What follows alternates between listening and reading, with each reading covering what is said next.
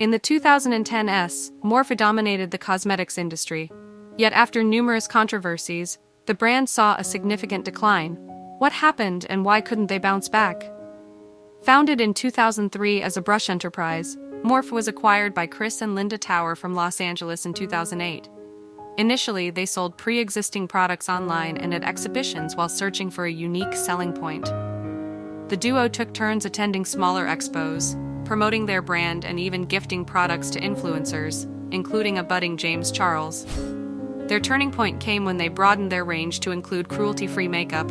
Understanding the rising power of influencers, Morphe was ahead of many contemporaries.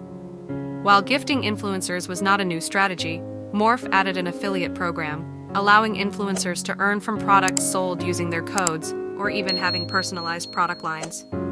This move saw Morphe's meteoric rise, propelled further by its affiliation with influential personalities. But by 2016, cracks began to appear. Makeup artist Stephanie Nicole highlighted that Morphe was a private label brand, implying that their products weren't unique, but were rebranded from a third-party manufacturer. This revelation tarnished their image, even though private labeling was not uncommon in the industry.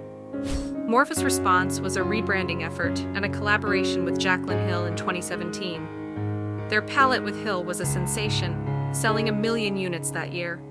So for today's video, we are finally going to be talking about my palette that I created in collaboration with Morphe. It is called the Jaclyn Hill palette, which just sounds so weird for me to say, so I just call it my palette, because I don't know, we're just like the Jaclyn Hill palette. It seems so like official. We actually, when we first started collaborating on this, we actually wanted to name it something different. Like we wanted to name it like the Master Palette, or we wanted to name it Jaclyn's Life Palette. However, subsequent collaborations were met with mixed reactions.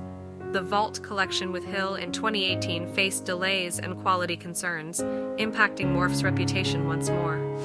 Despite setbacks, the brand had its successes, such as the James Charles palette.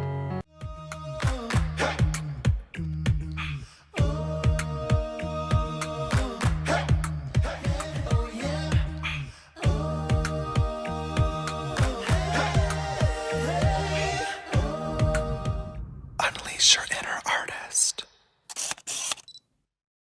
Yet controversies, especially affiliations with personalities like Jeffree Star and Shane Dawson, led to public backlash and damaged Morphe's image further. Really excited to be revealing, drumroll please, the Morphe Brushes Jeffree Star Brush Collection. Yeah!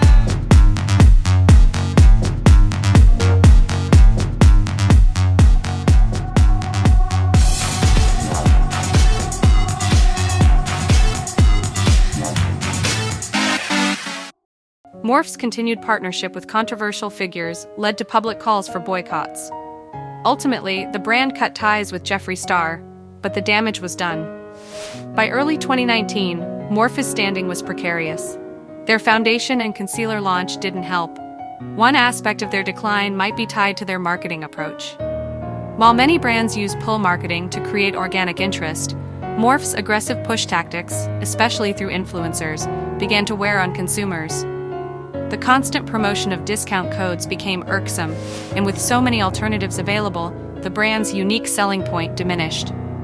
Things took another turn in 2019 when General Atlantic acquired a majority stake in Morphe, partnering with its existing investor, Summit Partners, to establish Forma Brands. Forma Brands aimed to establish itself as a premier growth equity firm. Think of it like an umbrella company overseeing various sub-brands. This business transformation greatly impacted Morphe, a makeup brand under Forma Brands. While Morphe initially focused on its own product line, the company later pivoted to influencer collaborations, similar to Seed Beauty's strategy with ColourPop and Kylie Cosmetics. This also included acquiring budding brands, mirroring General Atlantic's acquisition of Too Faced, which later sold at a significant profit. Under Forma Brands' guidance, several brands, such as Jaclyn Hill Cosmetics, Lipstick Queen, and Morphe, thrived, with Morphe maintaining its influencer collaborations. 2, 3, 4, 5, 3, 2, 1.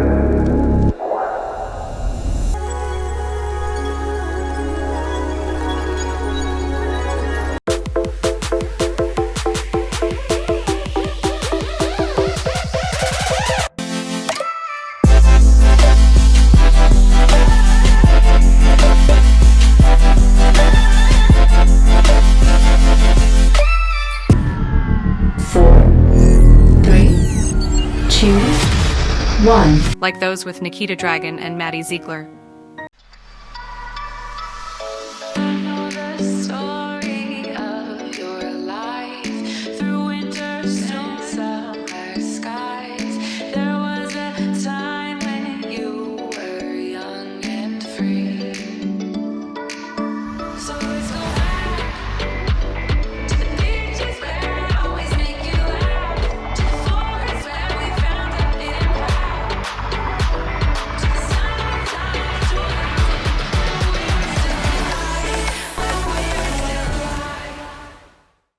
However, it wasn't always smooth sailing. In 2020, Morphe introduced a collaboration with Lisa Frank, but after a failed campaign and issues with refunds, the Lisa Frank line saw disappointing sales. The perception was that too many of Morphe's partnerships were marred by controversies, negatively impacting its brand reputation. Despite these challenges, Morphe's sales soared by over 300% between 2017 and 2020. However, the storm wasn't over. In 2021, allegations arose concerning James Charles's inappropriate interactions with minors. The beauty community criticized Morphe for continuing to stock his products. Yielding to public pressure, Morphe terminated its partnership with Charles, a financial setback given the collaboration's prior success. Facing challenges, former brands launched several other ventures, including collaborations with Ariana Grande, Emma Chamberlain, and Demi Lovato. Morphe introduced Morphe 2, focusing on the no-makeup trend, appealing to the Gen Z demographic. However, the brand faced criticism for its limited skin color range. Despite efforts to pivot, in 2021, Morphe's revenues declined, amounting to half of its 2019 figures.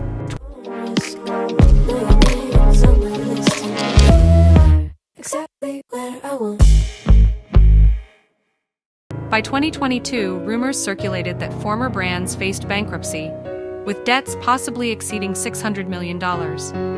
According to insiders, former brands is considering restructuring strategies, but their acquisition strategies have been criticized, especially after Player, a hair care line, sued former for allegedly limiting its growth to boost Morphe.